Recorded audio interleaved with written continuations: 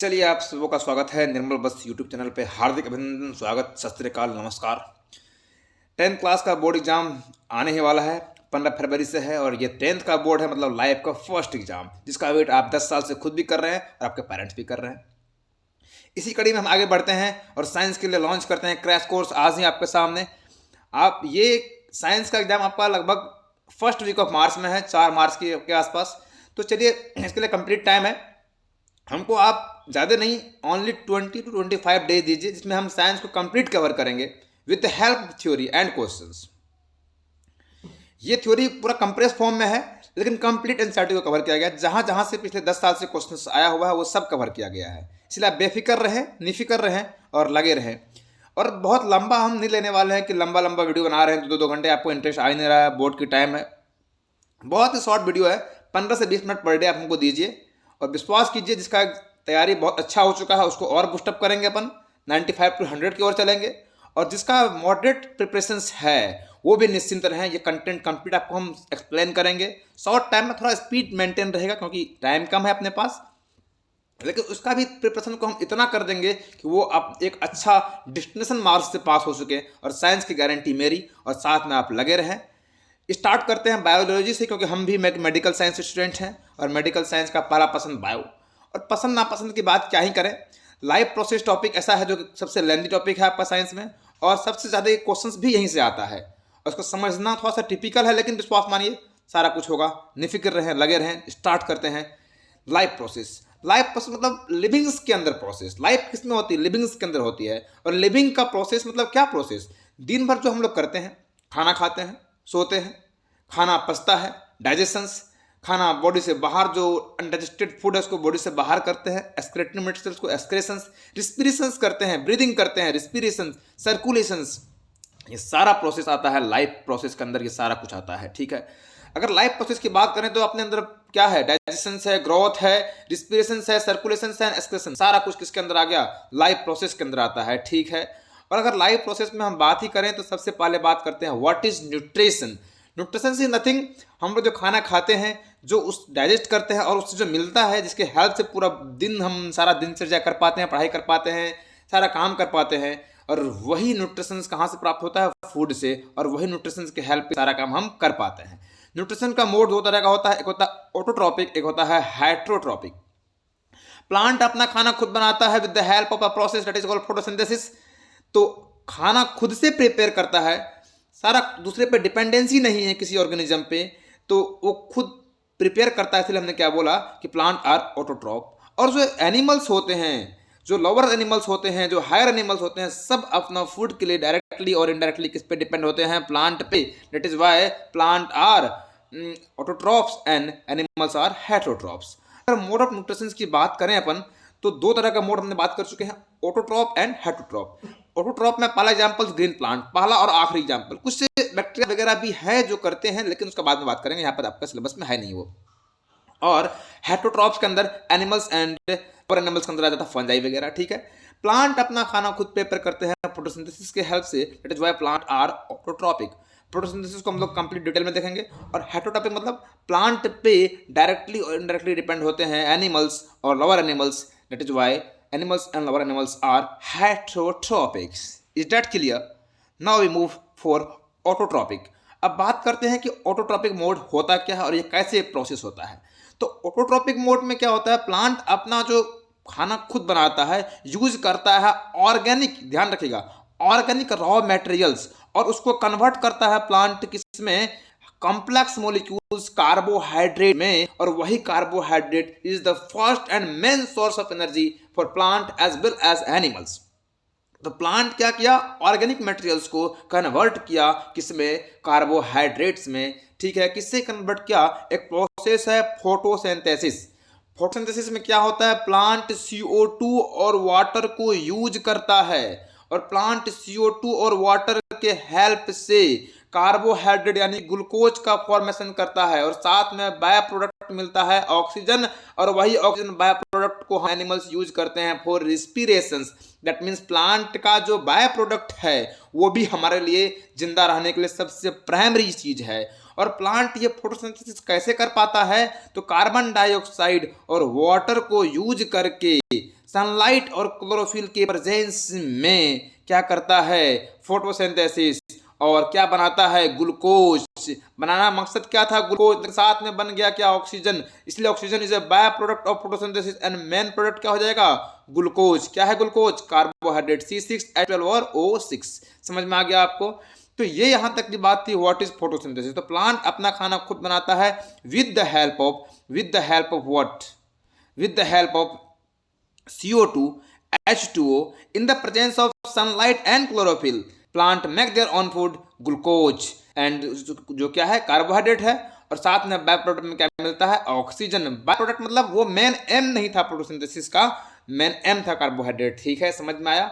अब ये सनलाइट के प्रेजेंस में ये काम होता है, और सनलाइट को ट्रैप करने के लिए क्लोरोफिल का स्पेलिंग यहाँ पर गलत लिखा हुआ है, डबल एल होगा। ठीक है, तो क्लोरोफिल, प्रिंटिंग मिस्टेक पे ध्यान ना दे। क्लोरोफिल का काम होता है सनलाइट को ट्रैप करना, और जब सनलाइट को क्लोरोफिल ट्रैप कर पाएगा तभी तो ये CO2 और H2O एक रिएक्शन करके क्या बनाएगा, कार्बोहाइड्रेट बनाएगा। और यही कार्बोहाइड्रेट का बनना किसके हेल्प से, CO2 वाटर के हेल्प से, किसके प्रेजेंस में, सनलाइट के प्रेजेंस और क्लोरोफिल के प्रेजेंस में ये रिएक्शन होता है और बनता है कार्बोहाइड्रेट। और बाय प्रोडक्ट में क्या बनता है, ऑक्सीजन। बार बार हम बोल रहे हैं by product, that means main product क्या है, कार्बोहाइड्रेट। एम क्या था, बनाना, कार्बोहाइड्रेट बन क्या गया, साथ में एक एक्स्ट्रा बन गया, कार्बोहाइड्रेट तो बना ही बना, और साथ में एक्स्ट्रा क्या बन गया, ऑक्सीजन भी बन गया। ठीक है, और क्लोरोफिल का काम यहाँ पर क्या है, सनलाइट को ट्रैप करना, पकड़ना। और क्लोरोफिल कहाँ मिलता है, प्लांट के अंदर। प्लांट में कहाँ पर, लीफ के अंदर। कौन सा लीफ, ग्रीन लीफ के अंदर, इसलिए हम बात करते हैं ग्रीन प्लांट। ठीक है, चलिए देखते हैं और आगे। अब जो एग्जाम के पर्पज से अगर आप ध्यान दें तो एग्जाम में पूछता है what is the raw materials for photosynthesis, मतलब फोटोसिंथेसिस के लिए क्या क्या काम का चीज था। तो सबसे पहला काम का चीज क्या था, सनलाइट। सनलाइट होना चाहिए। अब इन्वायरमेंट में सनलाइट है, और प्लांट तक वो सनलाइट को कौन पहुंचाएगा, कौन, क्लोरोफिल। जो इन्वायरमेंट से सनलाइट को ट्रैप करेगा, क्लोरोफिल। और क्लोरोफिल कहाँ प्रेजेंट है, प्लांट के लीफ के अंदर। और क्लोरोफिल तो हो गया, सनलाइट हो गया, और तीसरा क्या है, CO2 प्लांट के लीफ के अंदर सेल होता है, स्टोमेटा के अंदर एंटर करता है, और oxygen is release by product of stomata on the leaf. ठीक है, और साथ साथ में और क्या चाहिए, वाटर। तो आपको sunlight, chlorophyll, CO2 and water, ये चार चीजें रखना है। पहला सनलाइट, दूसरा क्लोरोफिल, तीसरा CO2 और चौथा वाटर। ये चार रॉ मटेरियल्स हैं।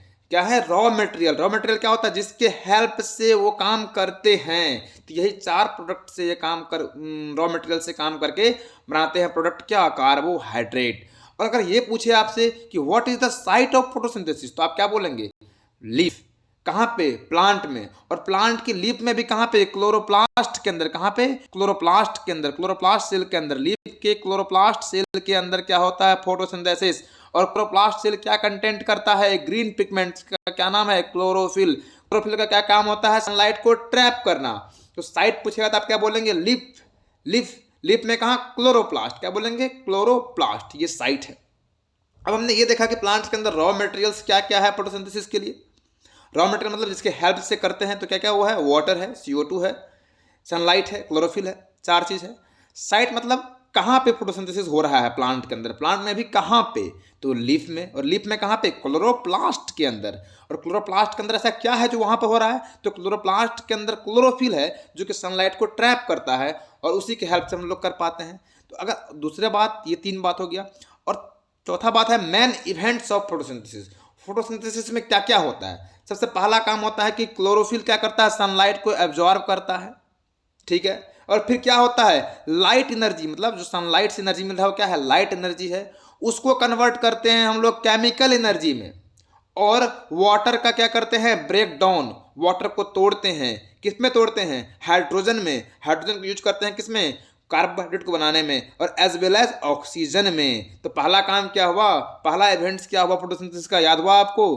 पहला इवेंट्स हुआ क्लोरोफिल को एब्जॉर्ब करना, किसको, लाइट को, और लाइट एनर्जी को कन्वर्ट करना केमिकल एनर्जी में। दूसरा इवेंट्स हुआ। और तीसरा इवेंट्स हुआ CO2 को किस में कन्वर्ट कर देना, कार्बोहाइड्रेट में। CO2 को रिड्यूस्ड CO2 इनटू कार्बोहाइड्रेट। तो मेन तीन इवेंट्स है ना, समझ में आया ना, कोई दिक्कत, हाँ या ना बोलिए।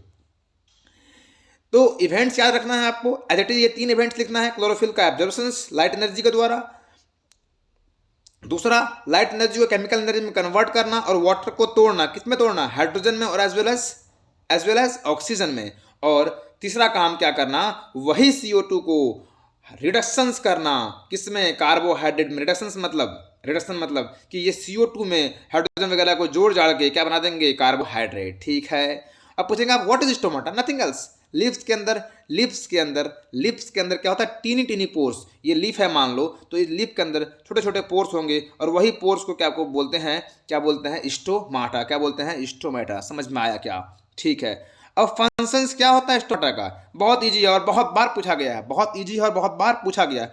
छोटा सा ओपनिंग पोर है तो उसका मेन काम होगा एक्सचेंज ऑफ गैस, मतलब O2 और CO2 का एक्सचेंज करना, इन्वायरमेंट से CO2 का लेना और इन्वायरमेंट में ऑक्सीजन का देना। ले भी रहे हैं और दे भी रहे हैं, दैट इज एक्सचेंज। इसी को तो बोलते हैं एक्सचेंज। ठीक है। और सेकंड अगर बात करें तो losses of large amount of water during transpiration. जब प्लांट ट्रांसपीरेशन करता है तो उसमें वाटर का लॉस होता है, किसके माध्यम से, स्टोमाटा के माध्यम से। तो यही टू मेन फंक्शंस है स्टोमाटा का। अगर आप ये दोनों लिख दिए तो आपका काम तमाम, मतलब आपको फुल नंबर मिल जाएगा, जरूर मिलेगा, डोंट वरी अबाउट दैट। अगर आप मेरे साथ जुड़े हुए हैं तो नंबर ना मिले ये तो इम्पॉसिबल है। चलिए आगे बात करते हैं। ये प्लांट का लिप का है जिसके अंदर क्लोरोप्लास्ट है। क्लोरोप्लास्ट में क्या है, छोटा पोर जो दिख रहा है उसको बोलते हैं स्टोमेटल पोर बोलते हैं। ठीक है, कराना नहीं है, आगे बढ़ते हैं। अब है हेट्रोट्रॉपिक। अभी तक हमने क्या देखा, ऑटोट्रॉपिक मोड ऑफ न्यूट्रिशन देखा, और नेक्स्ट अपने पास है हेट्रोट्रॉपिक मोड ऑफ न्यूट्रिशन। मतलब इसमें क्या होगा, हम लोग डिपेंड होंगे किस पे, प्लांट पे, for food, directly as well as indirectly. Directly मतलब हम लोग प्लांट्स को डायरेक्ट भी खाते हैं, साग सब्जी फल के रूप में, और इनडायरेक्टली मतलब जो कुछ फंजाई वगैरह है वो डिपेंड होते हैं डेड डिकेइंग पे। और डेड डिकेइंग मतलब मरा जो लिविंग एनिमल्स जो मर चुके हैं, तो जो लिविंग एनिमल्स मरे हैं उसके बॉडी के अंदर प्लांट से ही उसका बॉडी का मास डेवलप हुआ और वही मास को यूज कर रहे हैं फंजाई, तो इनडायरेक्टली डिपेंड होता है। तो हेट्रोट्रॉपिक मतलब यही है कि हम लोग प्लांट पे फूड के लिए डिपेंड हैं। अगर प्लांट नहीं हो, गायब हो जाए तो क्या होगा, हम लोग को फूड मिलेगा ही नहीं। लेकिन हम लोग अगर गायब हो जाए तो प्लांट जिंदा रहेगा। इसीलिए अगर हम लोग गायब हो रहे हैं प्लांट पे कोई फर्क नहीं पड़ रहा है, लेकिन प्लांट अगर गायब हो रहा है तो हम लोग भी गायब हो जाएंगे साथ साथ। That is why plant are autotrophic, self regulatory body, और we are heterotrophic, we are depend on that regulatory body. Do understand? और हेट्रोट्रॉपिक के अंदर तीन पार्ट है, एक है होलोजोइक, सेकंड है सेप्रोट्रॉपिक और थर्ड है पैरासाइटिक। यहाँ से ये भी पूछता है कि what is the different process of heterotrophic nutrition, और यहाँ से ऑब्जेक्टिव क्वेश्चन बहुत ज़्यादा आता है, इसलिए आप ध्यान दें। होलोजोइक वो होते हैं जो कि क्या करते हैं, फूड को अपने बॉडी के अंदर लेते हैं और बॉडी के इनसाइड क्या करते हैं, ब्रेक करते हैं, और ब्रेक करने के बाद उसको यूज करते हैं, जैसे हम लोग हुए। और सेप्रोट्रॉपिक क्या होता है, फंजाई, ये डेड डिकेइंग बॉडी पे डिपेंड करता है। और एक होता है पैरासाइटिक, जैसे कसकुटा एक प्लांट है जो क्या है, पैरासाइटिक है, प्लांट पैरासाइटिक है ये। ठीक है, कसकुटा याद रखिएगा, कसकुटा। ये कसकुटा क्या होता है, प्लांट पैरासाइट है जो कि प्लांट पे डिपेंड है। पैरासाइट क्या होता है, जो कंप्लीट डिपेंड होता है दूसरे पे, हॉस्ट के लिए भी, खाने के लिए भी। हॉस्ट उसको बोलते हैं जहाँ पर रहता है उसको हॉस्ट बोलते हैं, हॉस्ट पे डिपेंड है। फॉर फूड एंड शोल्टर, खाने के लिए भी और रहने के लिए भी डिपेंड होता है दूसरे पे, जिसको हम लोग क्या बोलते हैं, पैरासाइटिक। जिस पे डिपेंड होता है पैरासाइट उसको बोलते हैं हॉस्ट, क्या बोलते हैं, हॉस्ट। और जो डिपेंड है वो क्या बोलता है, पैरासाइट। तो कंप्लीट डिफरेंशिएट करें हॉस्ट एंड पैरासाइट में। तो ये जो पैरासाइटिक एनिमल्स होते हैं वो डिपेंड होते हैं हॉस्ट पे for their food and as well as shelter. तो फूड के लिए डिपेंड है, इसलिए हमने थर्ड मोड ही दे दिया, क्या, पैरासाइटिक। ये तीन मोड है, याद रखना आप। ठीक है, अब एक क्वेश्चन यहाँ है, ये बहुत बार आता है 5 नंबर में, how do organism obtained their food. कुछ ऑर्गेनिज्म है और फूड के लिए कैसे ऑब्टेंड है, जैसे कि एमोबा और पैरामेशियम, इसका पूछा जाता है कि जो एमोबा है और जो पैरामेशियम है वो फूड के लिए कैसे दूसरे पे डिपेंड है। तो जो एमोबा होता है ये एमोबा है, ठीक है। और एमोबा को जब अगल बगल में फूड पार्टिकल्स दिखता है, एमोबा अपना सेल मेम्ब्रेन को बढ़ाता है, जिसको बोलते हैं सूडोपोडिया। क्या बोलते हैं, सूडोपोडिया। और वो सूडोपोडिया के हेल्प से फूड को अपने अंदर ले लेता है, फूड उसके अंदर आ जाता है, और फूड उसके अंदर आएगा तो उसी फूड से क्या करेगा, डाइजेस्ट करेगा। सिंगल सेल ऑर्गेनिज्म है, डाइजेस्ट करेगा, न्यूट्रिशन को यूज करेगा, और जो बच जाएगा एक्सक्रीटरी मटेरियल्स सेल मेम्ब्रेन के हेल्प से बाहर फेंक देगा। तो हमने क्या बोला कि एमोबा को जहां पर भी फूड, से मान लो यहाँ पर फूड पार्टिकल्स दिख लिया, तो एमोबा अपना सेल मेम्ब्रेन को एक्सटेंड करेगा और फूड को अपने अंदर ले लेगा। तो जो सेल मेम्ब्रेन को एक्सटेंड किया ना एमोबा फूड को कैप्चर करने के लिए, वो एक्सटेंडेड पार्ट को बोलते हैं सूडोपोडिया। और जब एमोबा के फूड वैक्यूल्स के अंदर फूड चला गया तो वो फूड को वो डाइजेस्ट करेगा और न्यूट्रिशन यूज करेगा, और क्या करेगा, जो वेस्ट मटेरियल्स है वो सेल मेम्ब्रेन के हेल्प से बाहर फेंक देगा। यहाँ हम लोग लिखे भी हैं रेडाग्राम के हेल्प में कि सूडोपोडिया का एक्सटेंशन होगा, जो किसका एक्सटेंशन है, सेल मेम्ब्रेन का, किसका, सेल मेम्ब्रेन का। और जिससे क्या करेगा, फूड को कैप्चर करेगा, फूड को फूड वैक्यूल्स के अंदर लेगा, फूड का डाइजेशन करेगा और जो अनडाइजेस्टेड पार्ट होगा वो सेल मेम्ब्रेन के हेल्प से बाहर फेंक देगा। तो जब भी आपसे ये क्वेश्चन पूछे तो आप एज इट इज इसी तरह से एक तरफ डायग्राम बनाना और एक तरफ इसको लिख देना, तो आपको 5 में 5 नंबर मिलेगा। Don't worry about that, I complete guarantee for that. ठीक है, तो यहां तक बात था अपना एमोबा का। और अगर आगे बात करें, आगे एक छूट गया था क्या, पैरामेशियम। जो पैरामेशियम होता है ना, वो बॉडी पर अपना ये बॉडी मान लो पैरामेशियम का है, तो ये डेवलप कर लेता है सीलिया, और यही सीलिया के हेल्प से फूड को, मान लो यहाँ फूड है, ये फूड है, ठीक है, इस फूड को इसी सीलिया के हेल्प से प्रोपेल करता है, अपने अंदर लेता है और डाइजेस्ट करता है। डाइजेस्ट करने के बाद क्या करता है, स्पेसिफिक साइड से फूड अनडाइजेस्टेड पार्ट को बाहर फेंक देता है। तो जब भी पूछे पैरामेशियम ने, उसे पूछता नहीं है, अगर पूछे तो आप बोल दे with the help of cilia. पूछता एमोबा है तो आप ध्यान रखें एमोबा कैसे फूड को अपना डाइजेस्ट करता है, किस तरह से फूड लेता है और क्या कैसे प्रोसेस है। यहाँ तक आपका काम हो गया है। नेक्स्ट क्लास में अपन देखेंगे न्यूट्रिशन इन ह्यूमन बींग्स, जो कि बहुत ही इंपॉर्टेंट टॉपिक है और मजे से पढ़ेंगे। अभी तक के लिए इतना ही, चलते हैं, फिर मिलते हैं नेक्स्ट क्लास कल। ओके, आप इस कंटेंट को ध्यान से देखें और पढ़ें, समझें। कोई भी प्रॉब्लम हो तो हमसे संपर्क करें डायरेक्ट व्हाट्सएप पे। व्हाट्सएप नंबर क्या है, 9461699918। फिर से 9461699918। किसी भी तरह का डाउट हो आप डायरेक्ट हमें डीएम करें, डायरेक्ट मैसेज करें, आपको इंस्टेंट रिप्लाई मिलेगा। और उम्मीद करते हैं कि आपका 10th का जो प्रिपरेशन है आप इतना बूस्टअप किया जाए कि आप गारंटी के साथ 90 से 95 नंबर्स ला सकें, और ज़्यादा तो और बेटर है। और अभी तक अगर आप इस चैनल को सब्सक्राइब नहीं किए हैं तो सब्सक्राइब कर लें, बेल नोटिफिकेशन को ऑन करें ताकि आपको यही कंटेंट मिलते रहें। चलते हैं, अभी के लिए इतना ही।